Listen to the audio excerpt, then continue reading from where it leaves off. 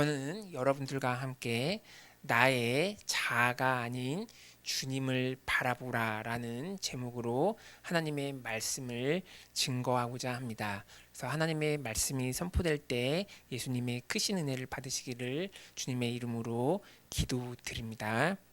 첫째로 하나님께서 본문을 통하여 우리에게 주시는 메시지는 우리는 살면서 나의 자아를 바라보지 말고 오직 하나님만 바라보며 아픔을 이겨내야 된다는 메시지를 우리에게 주시고 계십니다.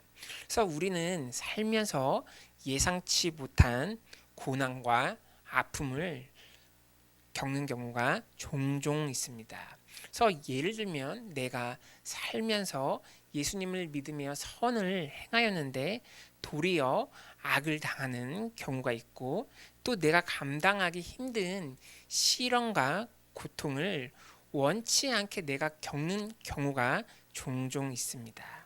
그래서 오늘 본문에 등장하는 눈물의 선지자라고 불리우는 그 예레미야 선지자도 마찬가지였습니다. 예레미야는 태어나기 전부터 하나님께서 특별히 성별하신 예언자요 열방의 선지자로 부름받은 위대한 예언자였습니다. 그래서 예레미야서 1장 5절에 보면 이렇게 말하고 있습니다. 내가 너를 모태에 짓기 전에 내가 너를 알았고 내가 배에서 나오기 전에 너를 성별하였고 너를 여러 나라의 선지자로 세웠노라 하시기로 이렇게 말하고 있습니다. 그래서 하나님께서는 예레미야가 모태에서 지음을 받기 전에 내가 먼저 너를 알았고 너를 열방의 선지자로 세웠다고 말씀하고 있습니다. 즉 예레미야는 자신이 존재하기 이전부터 전지하신 하나님께서 미리 알았던 특별한 선지자입니다. 그리고 예레미야가 하나님께 받은 축복이 이뿐입니까? 또 있습니다. 예레미야서 1장 8절에서 9절에 보면 이렇게 말하고 있습니다. 너는 그들 때문에 두려워하지 말라.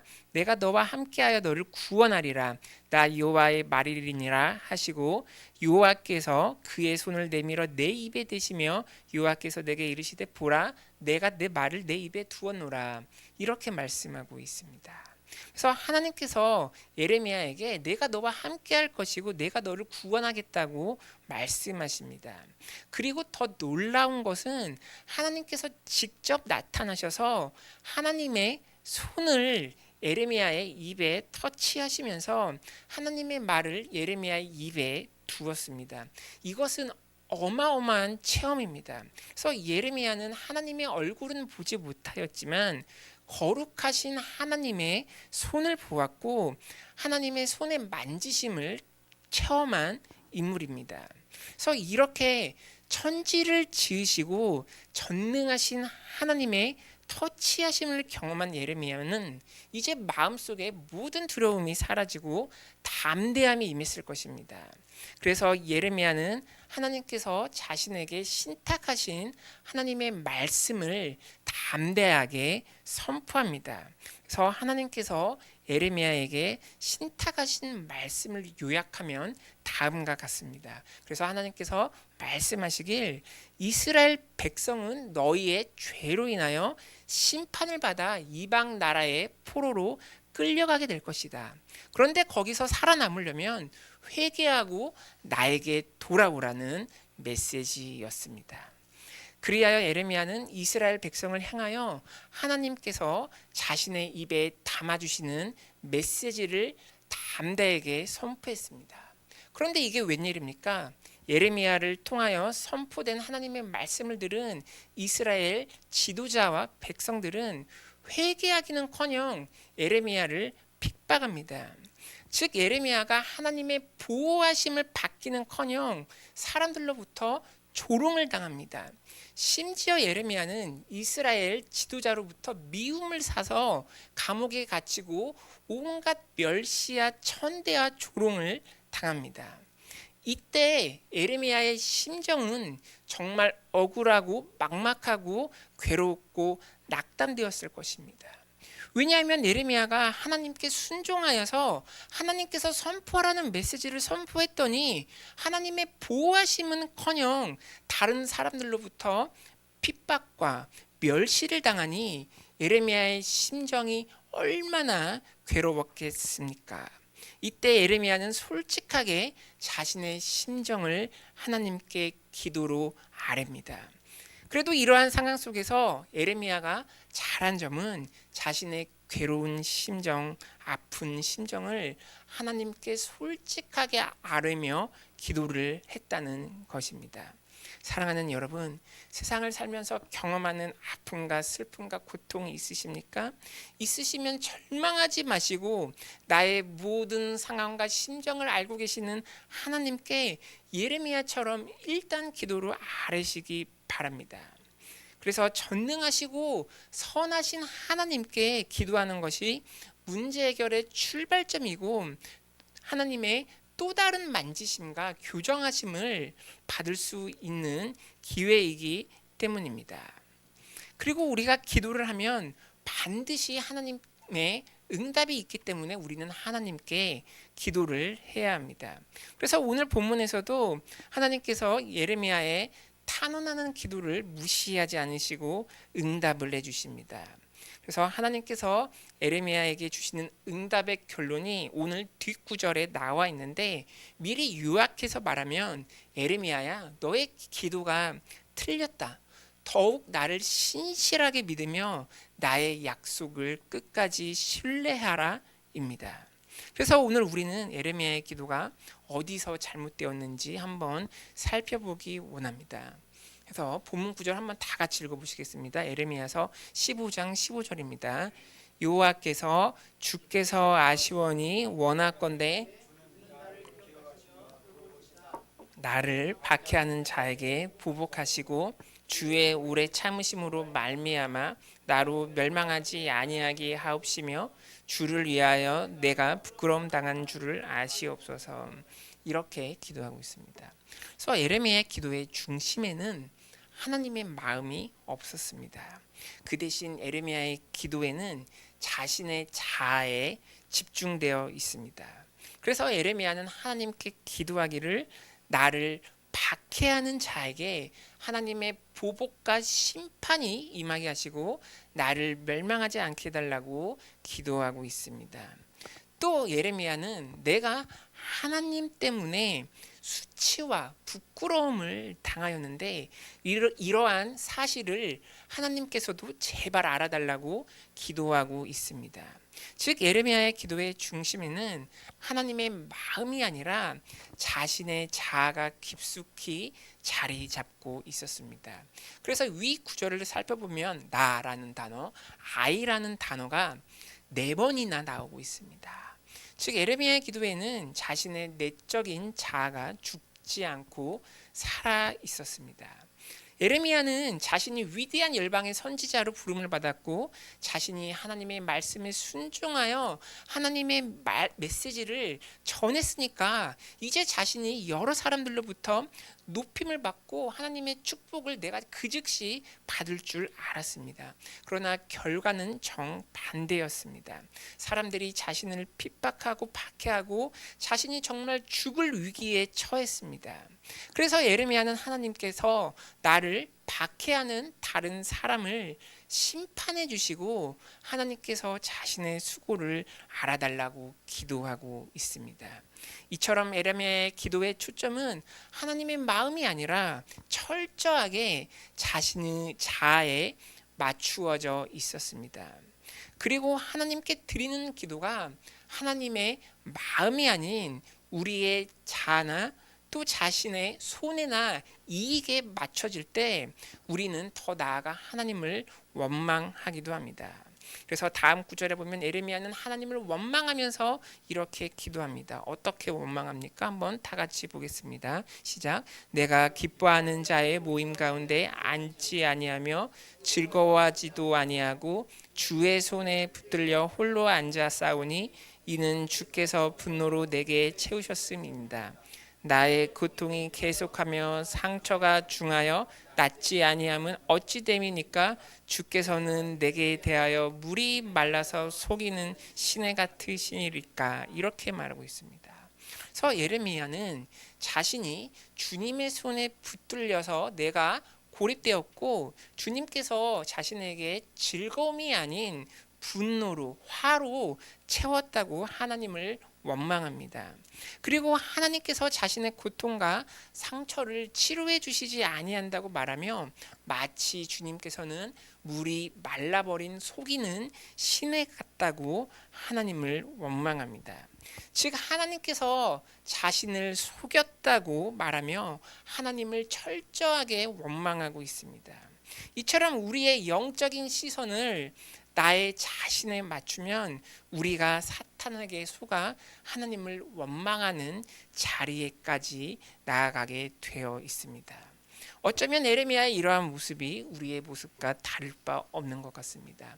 내가 하나님께 헌신하고 수고까지 했는데 내가 기대하는 모습과 현실이 다르게 펼쳐질 때 우리는 예레미야처럼 하나님을 신뢰하지 않고 나의 자아에 초점을 맞추곤 합니다. 우리는 내가 이 정도까지 세상 욕심을 포기하며 하나님 말씀에 순종했으면 하나님께서는 어느 정도 나에게 나의 소원이나 내가 원하는 것을 들어주셔야 하는 것 아닙니까? 라고 말하며 하나님께 따지려 합니다. 또 나에게 피해를 끼치고 나에게 고통을 준 사람을 심판해 주시기를 하나님께 바라곤 합니다. 또 내가 이렇게 하나님 때문에 수고하고 부끄러움 당하는 것을 알아달라고 하나님께 하소연합니다. 그리고 더 나아가 하나님을 원망하곤 합니다. 그런데 이러한 마음가짐과 태도는 나의 헛된 자로부터 나오는 것입니다. 그러나 우리는 이러한 헛된 자를 십자가 앞에 내려놓고 예수님을 바라보아야 합니다. 그러므로 우리는 기도할 때 나의 자신, 나의 자아가 아니라 예수님을 바라보며 하나님의 마음을 가지고 기도를 해야 합니다. 예수님께서는 이러한 상황에서 어떻게 기도하셨을까요? 예수님께서는 자신을 박해하는 자들에 대해서 심판을 해달라고 기도하지 않으셨습니다. 오히려 예수님께서는 자신을 십자가에 못 박아 죽이려는 로마 병정을 향하여 이렇게 기도했습니다. 누가복음 23장 34절에 보면 이에 예수께서 이르시되 아버지 저들을 사하여 주옵소서 자기들이 하는 것을 알지 못함나이다 하시더라 이렇게 말씀하고 있습니다.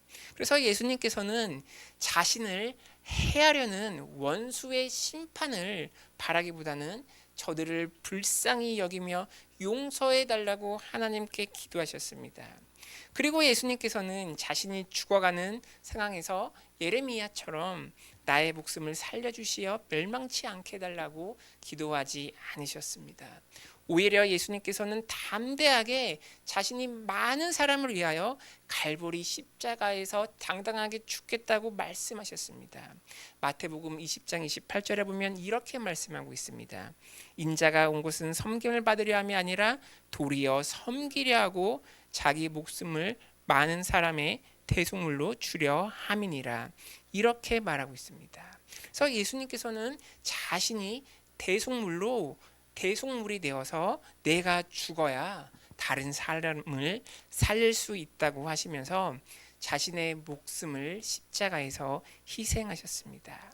그리고 예수님께서는 예레미야처럼 내가 하는 일을 알아달라고 하나님께 기도하지 않으셨습니다. 예수님께서는 은밀히 보시는 하나님께서 다 알아주시고 갚아주시니 하나님의 일을 할 때 마치 왼손이 하는 일을 오른손이 모르는 것처럼 하라고 권면하셨습니다. 즉 예수님의 기도는 에레미야의 기도와 정반대였습니다.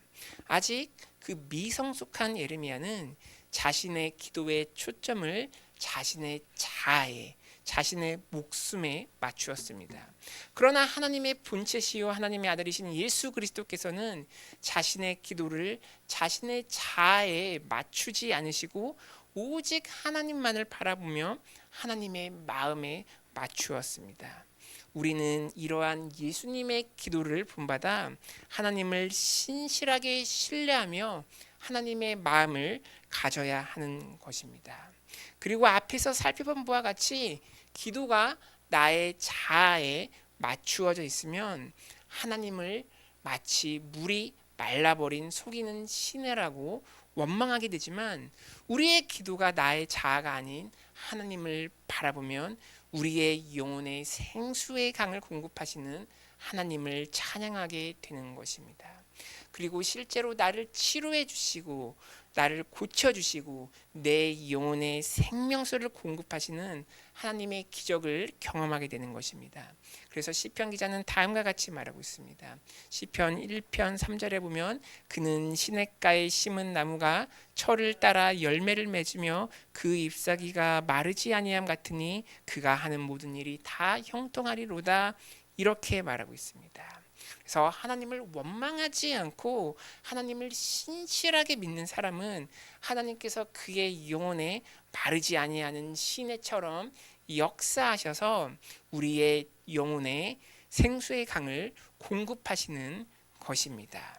그래서 마치 시냇가에 심은 나무가 잎사귀가 마르지 아니하고 철을 따라 열매를 맺으며 그의 하는 일이 형통하게 된다고 말씀하고 있습니다.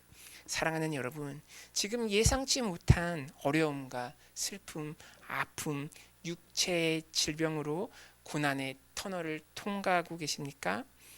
내가 선한 마음을 가지고 그리고 하나님을 신뢰한다고 했는데 이유 없는 아픔과 고통으로 힘들어 하십니까?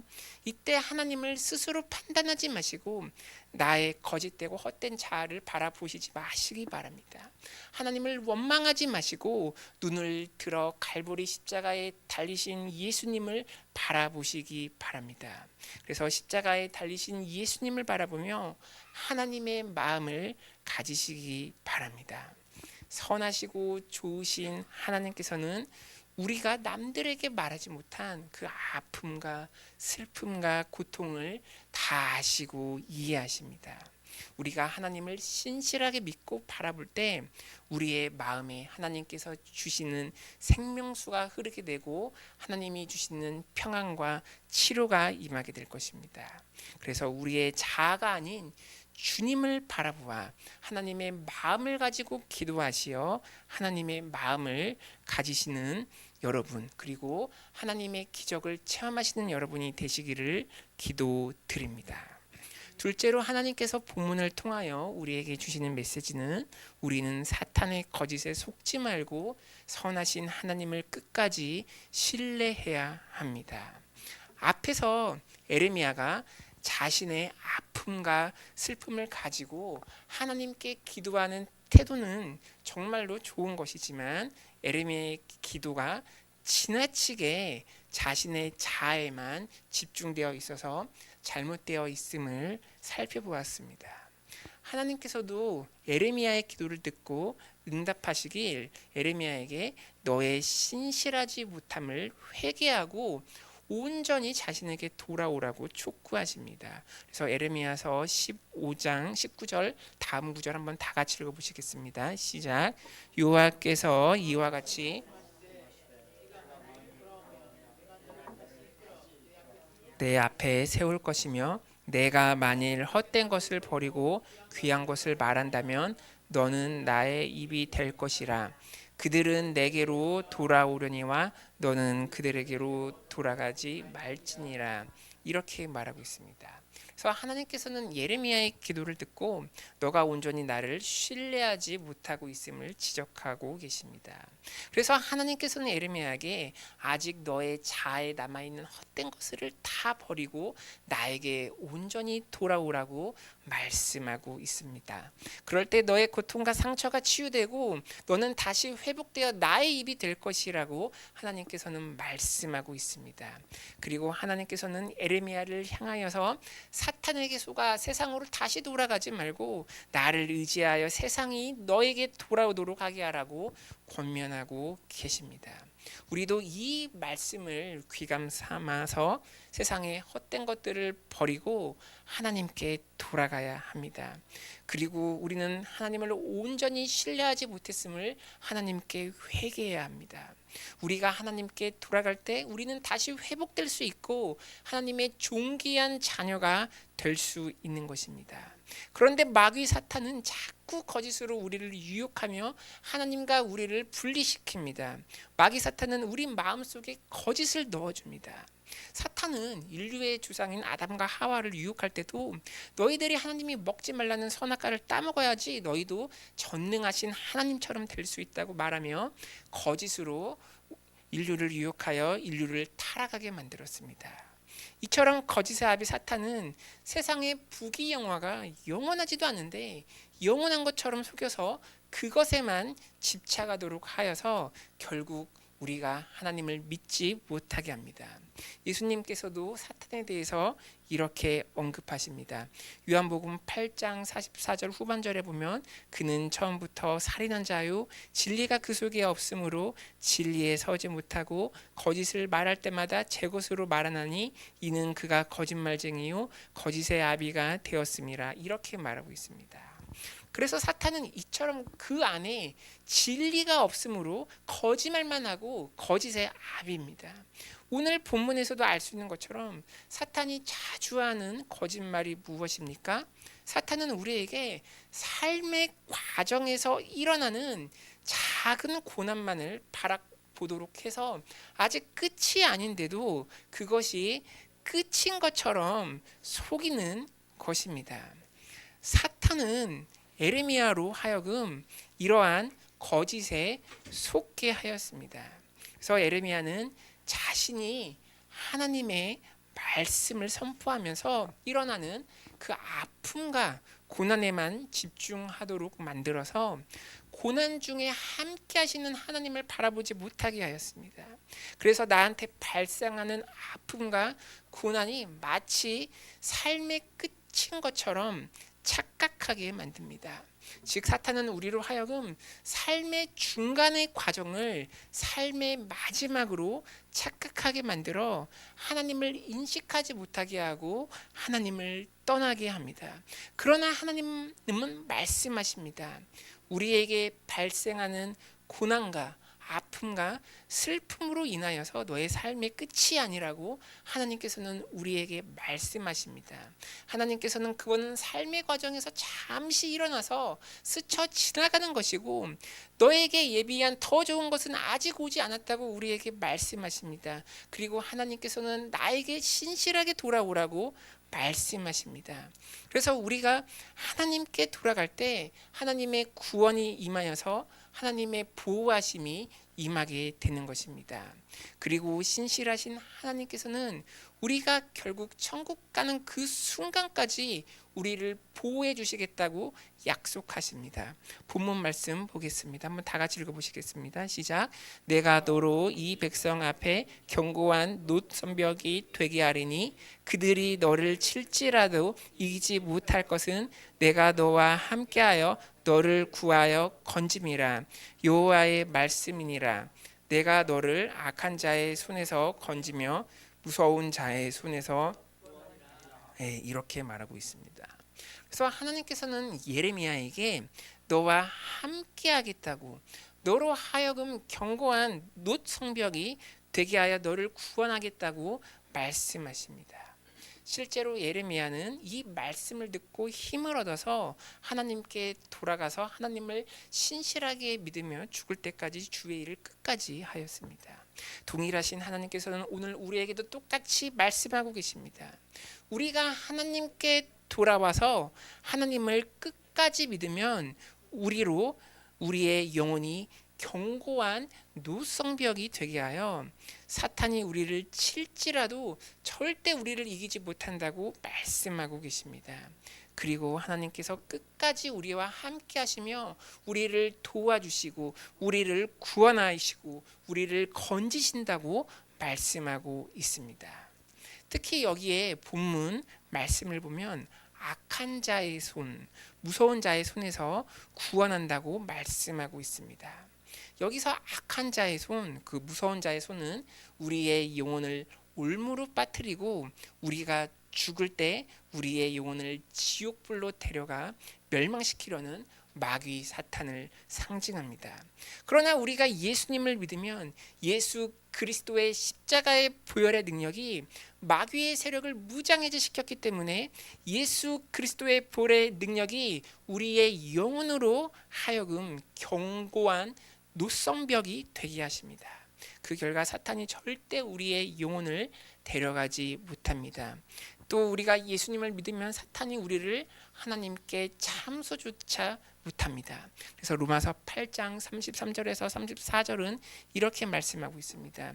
누가 능히 하나님께서 택하신 자들을 고발하리요 의롭다 하시는 하나님이시니 누가 정죄하리로 죽으실 뿐만 아니라 다시 살아나신 이는 그리스도 예수시니 그는 하나님 우편에 계신 자요 우리를 위하여 간구하시는 자시니라. 이렇게 말씀하고 있습니다.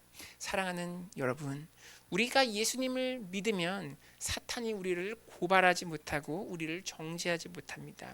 왜냐하면 예수 그리스도께서 우리를 위하여 죽으시고 부활하신 예수님께서 사탄의 능력과 참소를 무장해제시켰기 때문입니다.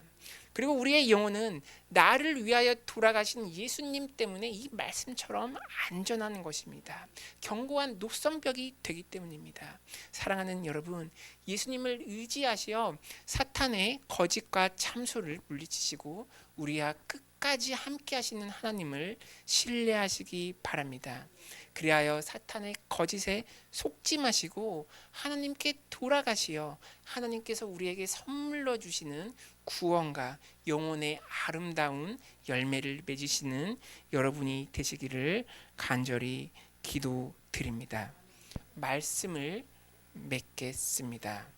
첫째로 우리는 살면서 나의 자아를 바라보지 말고 오직 하나님만을 바라보며 아픔을 이겨내야 합니다. 우리는 살면서 아픔과 슬픔과 고통이 있으면 일단 에레미야처럼 하나님께 기도를 해야 됩니다. 그러나 우리의 자아에만 집착하는 기도를 하면 안 되고 하나님의 마음을 구하는 기도를 해야 합니다.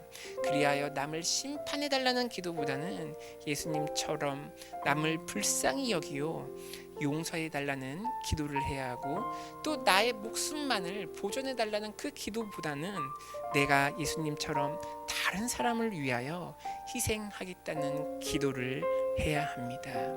또 하나님께 내가 했던 일을 알아달라는 기도보다는 모든 것을 은밀히 보시고 갚으시는 하나님을 믿고 왼손이 하는 일을 오른손이 모르게 선한 일을 하게 해달라고 기도해야 하는 것입니다.